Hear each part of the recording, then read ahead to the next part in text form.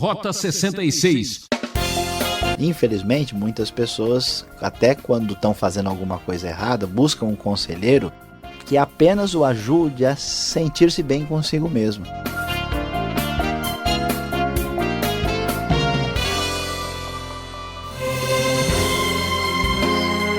Está no ar o programa Rota 66. Eu sou Beltrão e é uma alegria ter você com a gente. Começamos a seguir a trilha do terceiro livro da Bíblia, Levítico. E hoje o professor Luiz Saião apresenta os capítulos 3 e 5 com o tema Há mais carne no fogo. Como anda o seu relacionamento com Deus? Você sabia que a sua comunhão com Deus é evidenciada através das suas atitudes para com as outras pessoas? Se afastar de Deus é fogo, hein? Fique com a gente, temos muito que aprender. Nós vamos prosseguir o nosso estudo falando dos sacrifícios, observando o sistema sacrificial que havia ali entre os hebreus, ordenado por Deus, conforme vemos no livro de Levítico. Nós já falamos sobre o holocausto e a oferta de cereal dos 2 primeiros capítulos. E vamos hoje abordar o que aparece no capítulo 3, uma referência clara à oferta de comunhão, também chamada muitas vezes de oferta de paz ou pacífica. E capítulo 4, a oferta pelo pecado e a oferta pela culpa, que vai aparecer no capítulo 5. Como nós vimos, o holocausto e a oferta de cereal tinham um significado específico. Chegando no caso da oferta de comunhão, nós vamos observar que nesta oferta eram apresentados diante de Deus um animal macho ou fêmea sem defeito, que era também apresentado de acordo com as posses do ofertante. Esta oferta poderia ser também voluntária e pequenos animais, pequenos defeitos em relação à oferta eram às vezes permitidos aqui. A porção queimada na oferta, tecnicamente, era a gordura. A gordura era queimada, diferente do holocausto, quando tudo era queimado perante o Senhor. Aqui não, nós temos apenas a gordura. As demais porções dos animais que eram sacrificados ao Senhor eram repartidas em uma refeição de comunhão, tanto pelo sacerdote como pelo ofertante. E esta oferta de comunhão, ela tinha um significado mais amplo e variado. Poderia ser feita por uma bênção inesperada, por cumprir um voto específico, e também, de modo geral, era feita com o significado de ação de graças. Portanto, esta oferta pacífica tinha esse significado como oferta voluntária apresentada ao Senhor. A gratidão era o foco mais importante que era apresentado nesse sacrifício específico. A ideia, inclusive no próprio hebraico, é literalmente sacrifícios de paz, mostrando essa relação harmônica que acabava então existindo entre o ofertante e o Senhor. Já a oferta pelo pecado é uma oferta com um foco um pouco diferente.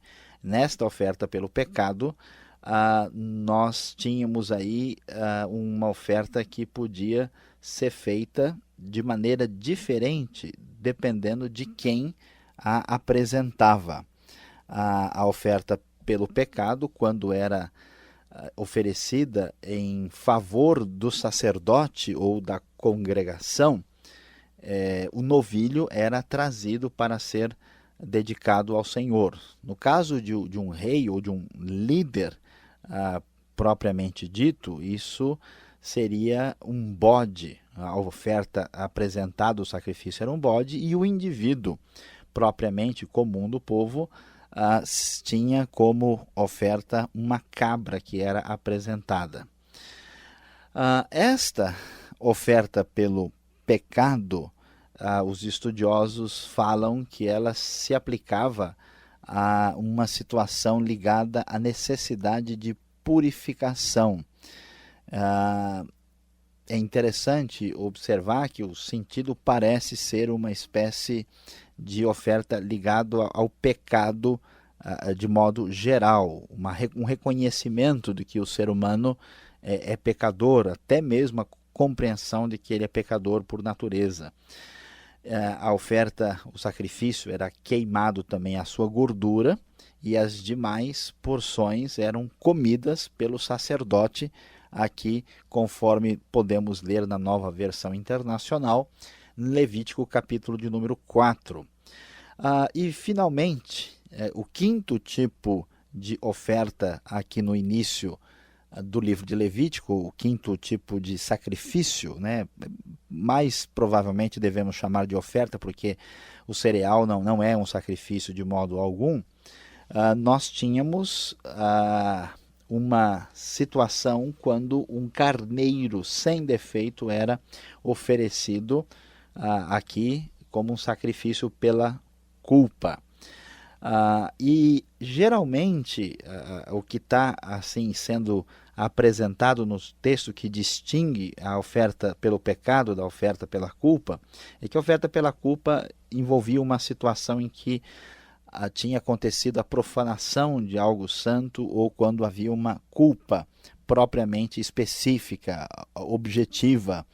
A oferta pela culpa geralmente tinha um fato específico em vista. A oferta pelo pecado é mais geral. A impressão que nós temos lendo uma e depois a outra é que a oferta pelo pecado reconhecia o estado de pecador do ser humano, enquanto que a oferta pela culpa envolvia o fato da pessoa ter pecado especificamente. Uma coisa interessante é que mesmo o pecado por ignorância, o pecado feito sem que a pessoa tivesse consciência ou intenção, também exigia uma reparação através desse sistema sacrificial.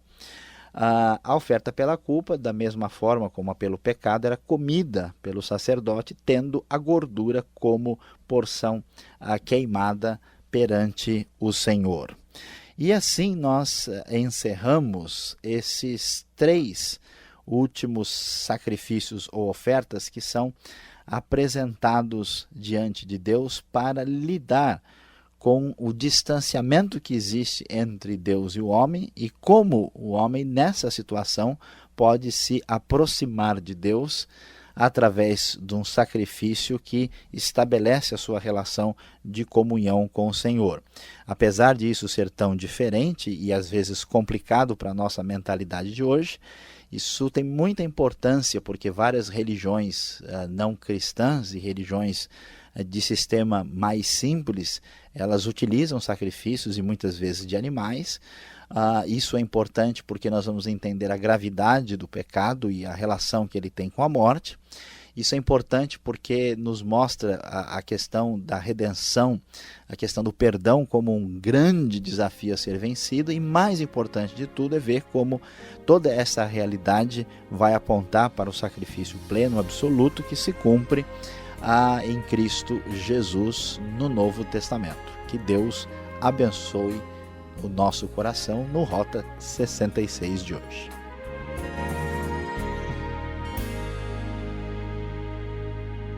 Esse é o Rota 66 e você está acompanhando a série Levítico com o tema A Mais Carne do Fogo.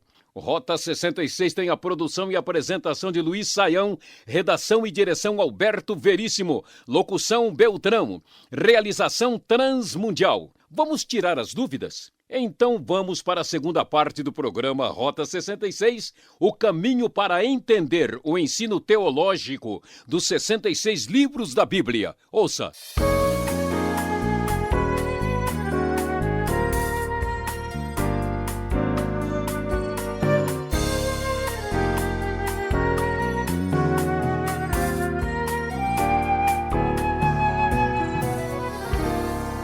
na sequência então agora com as perguntas em Levítico, capítulo 5, 3 até 5. Foi de atacado hoje.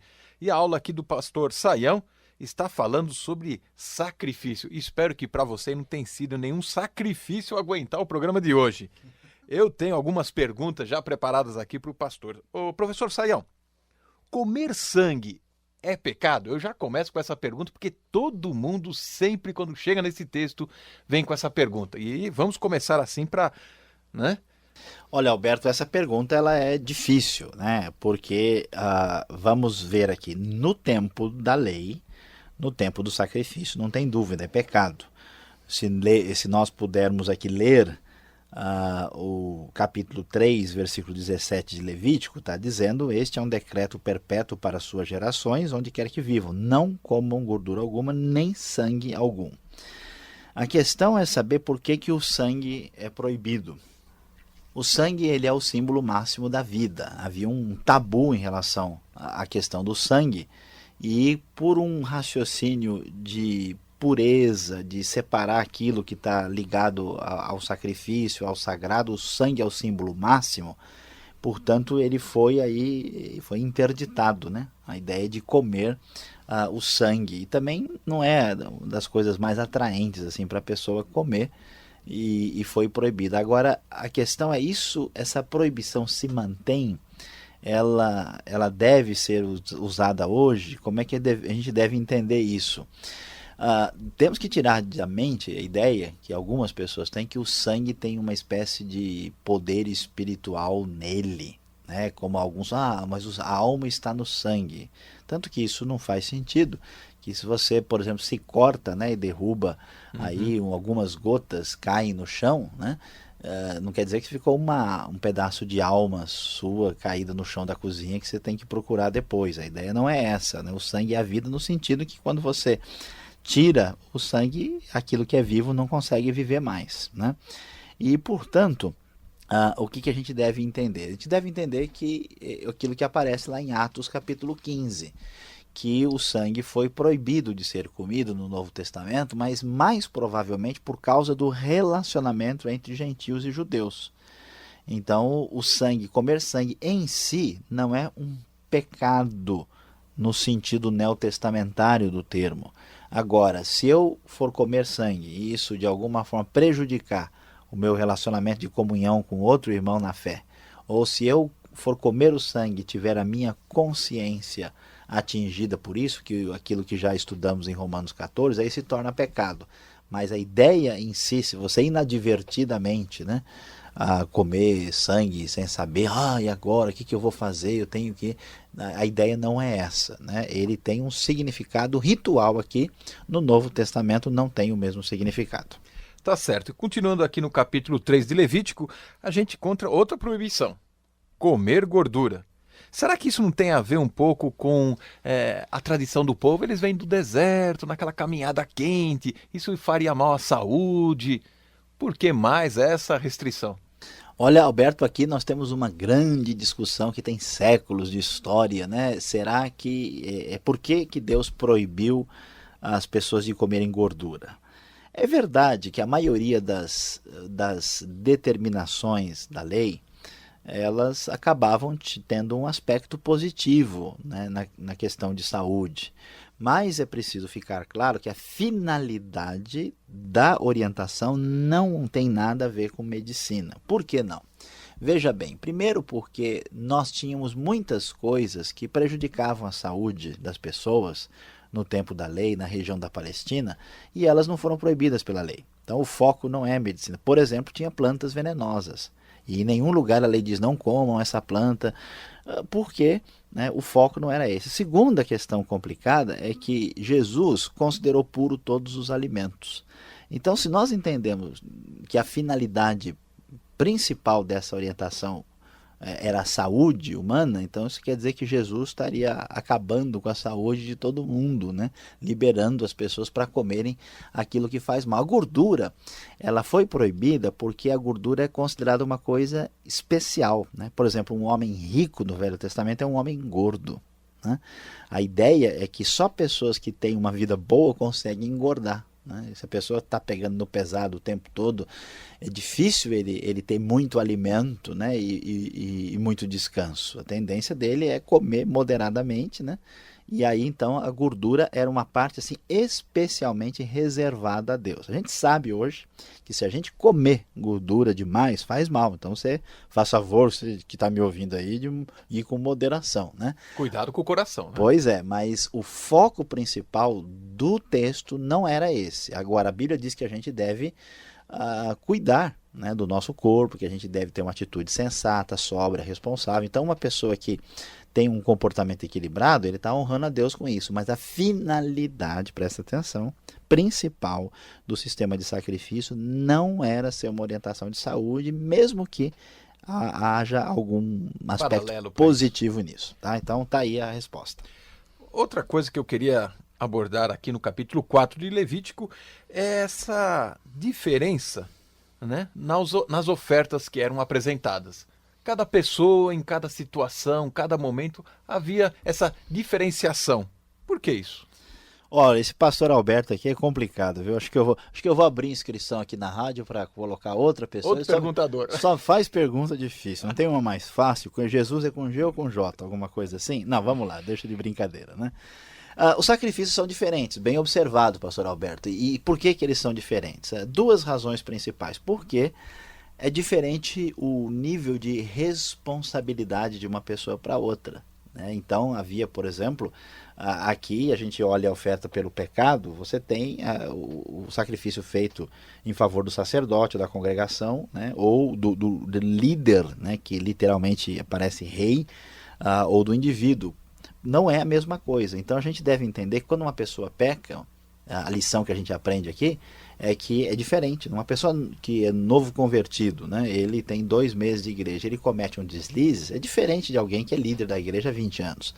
Então, maior conhecimento, maior experiência traz maior responsabilidade. E outra questão também, que é interessante, a sensibilidade da Bíblia aqui, é que a pessoa que tinha posses menos significativas, né, ou eram mais pobres, eles traziam, né, animais aí que tinham um custo muito menor. Então, às vezes, enquanto um trazia um novilho, o outro trazia uma ave, uma pombinha, né?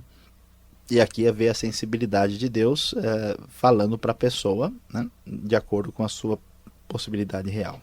Tá certo. E depois, andando um pouco mais para frente, a gente vai encontrar a manifestação deste ritual. E é sangue para tudo quanto é lado aqui, hein? Olha, dava uma boa manchete aí nos jornais. Por que espalhar sangue no altar, na ponta da orelha, em tudo quanto é canto? Pois é, a gente até fica com dificuldade de dormir à noite depois de ver tanto sangue aqui. Olha, a ideia é a seguinte, o sacrifício de sangue, ele apontava para a realidade do pecado. A razão principal porque o sangue é espalhado por toda a parte é que isso nos traz a ideia clara que o pecado a tudo contamina, o pecado se espalha, atinge outras realidades que aparentemente não seriam atingidas. O pecado ele não fica no nível puramente individual.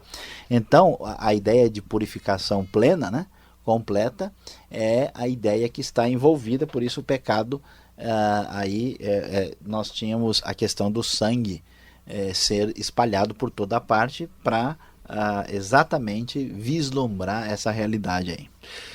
Mas aí eu olho aqui o texto, eu vejo que tem gente oferecendo um sacrifício porque, sem querer, acabou pecando. Olha, ele não queria, mas de repente, até para isso, um pecado que eu não quis, inocente, não é? Tem que apresentar um sacrifício.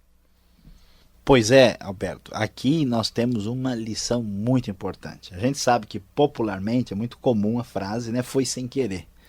Então o sujeito vai lá, né, não presta atenção, ele está usando uma bota muito dura, com um salto forte, pisa no dedo de uma moça que está só de sandália, quase arranca o dedo fora. Ele falou, foi sem querer, né? Mas o sem querer não muda a realidade de que o dedo da pessoa quase foi embora, né?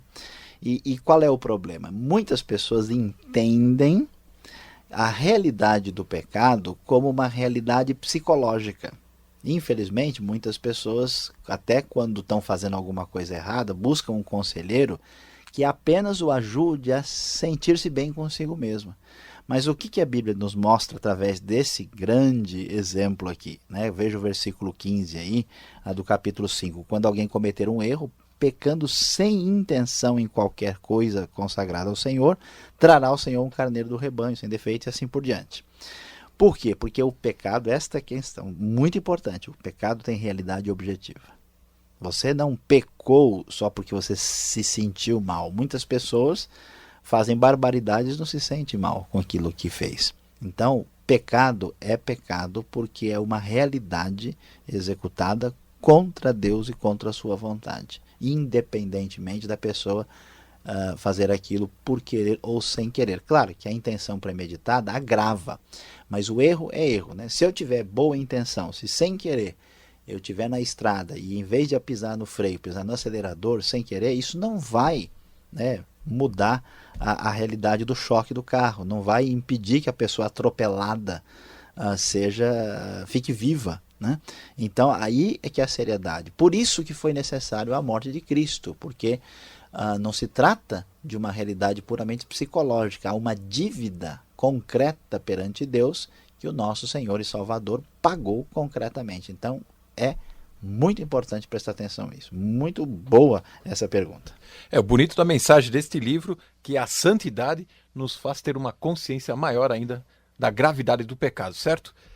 Você aí que está nos acompanhando, segura mais um pouquinho. Daqui a pouco vem a aplicação deste estudo para você.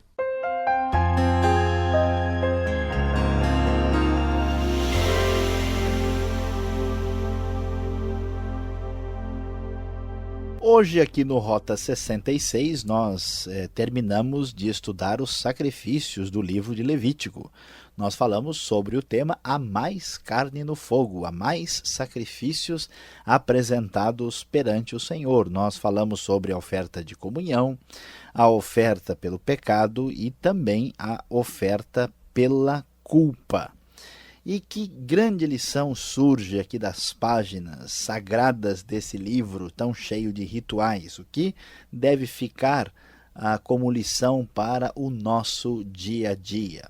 A grande verdade que descobrimos aqui em Levítico é o que importa é restaurar a comunhão com Deus. O que realmente é importante na sua vida? Quando nós damos valor ou prioridade a qualquer coisa, nós fazemos todo esforço para que aquilo se concretize. Uma pessoa, por exemplo, sonha em viajar para um certo local. Ele então muda a sua agenda, ele coloca os compromissos numa outra ordem de prioridades, ele reserva aquele tempo, ele guarda o dinheiro, porque aquela viagem tem importância. Da mesma forma, todo esse ritual que aparece aqui no livro de Levítico mostrava a prioridade de Deus e da relação com Deus. Por isso, nós vamos descobrir que o que mais importava era a restauração da comunhão com Deus. Não é possível, meu querido ouvinte, você como ser humano frágil, criado por Deus, prosseguir e ir adiante na sua vida sem essa restauração profunda e absoluta. Portanto, veja que as ofertas aqui, tanto o holocausto, que tinha um sentido de demonstrar dedicação, submissão, como a oferta de cereal, que era principalmente gratidão, a oferta de comunhão ou pacífica, que também tinha uma ideia clara de ação de graças, ou uma espécie de gratidão por bênção, era uma celebração da paz entre Deus e o homem. A oferta pelo pecado e pela culpa, que buscavam restaurar uma situação que tinha sido prejudicada pelo pecado. Então veja que a ênfase completa é a restauração dessa comunhão com Deus. Como é que vai a sua vida? Você se sente ligado no Senhor lá em cima? Você está aí com a sua comunhão restaurada ou você não coloca isso como prioridade? Nosso desejo aqui no Rota 66 é que Deus abençoe você e que você hoje defina como prioridade a sua comunhão com Deus e que Ele o abençoe de maneira particularmente especial. Ah, que pena, por hoje é só. Eu, Beltrão, espero você no próximo programa Rota 66, que volta nessa sintonia e nesse horário. Não perca! Fique aqui o convite. Visite o nosso site www.transmundial.com.br. E até lá!